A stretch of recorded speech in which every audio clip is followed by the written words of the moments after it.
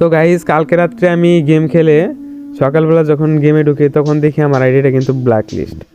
তো ভাই এটা দেখার পর আমার মানে এমন একটা অবস্থা হয়েছিল যে রাত দিন 24 ঘন্টা খেলে পুষ দিছি, এখন দেখি আইডি ব্ল্যাক লিস্ট। তো এই জিনিসটা যার সাথে হয় ভাই সেই বুঝে, অনেকটা খারাপ লাগে। তো দেখো দুইটাই ব্রোঞ্জে ভাই, আমার একটাই তো রাখবি মাস্টারে, তো দুইটাই রেখে দিচ্ছে। এখন যেটা বলবো আমি, আমার এই আইডির পিছনে কিন্তু মানুষের হাত আছে, মানে আমার ফ্রেন্ড বা কোনো মানুষের হাত আছে। তাছাড়া বাকি 90%-এর ভিতরে আমি এমন কোনো কাজ করি না যে আমার আইডিটা ব্ল্যাক লিস্ট যাবে। তো আমি তাদেরকে বলবো ভাই, আমার আইডিটা যদি ক্ষতি করে তোমরা খুশি হও, হ্যাঁ করো, আমার কোনো আফসোস থাকবে না। তোমরা তো হাসতে পারবা, আইডিটার কিন্তু অবস্থা অনেক খারাপ, হয়তো রাখতে পারবো না।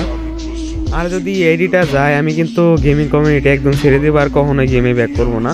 কারণ এখন অনেক মানুষ বলবে যে ভাই একটা আইডি গেলে তো আর একটা আইডি খোলে, কিন্তু না ভাই, আমার আগে আর একটা আইডি ছিল।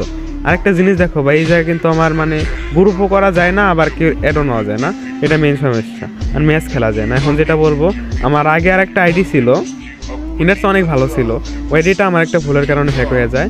তো তখন ভাবছিলাম আমি আর গেম খেলুম না।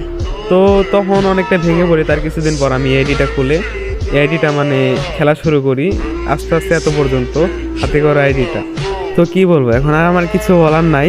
আমার ইমোশন বা শখের জিনিস যা আছে সব নষ্ট হয়ে যায়, হয়তো নিজের হাতে নষ্ট হয়ে যায় বা মানুষ নষ্ট করে দেয়। এর জন্য এডিটে গেলে আর কোনো আফসোস থাকবে না। আরেকটা জিনিস দেখে, এই যা কিন্তু আমাকে টাইম দিচ্ছে 2025 মানে মাস 1, আর এই যে 19 তারিখ 8টা 3 ছাড়বে, মানে আনব্লক হবে।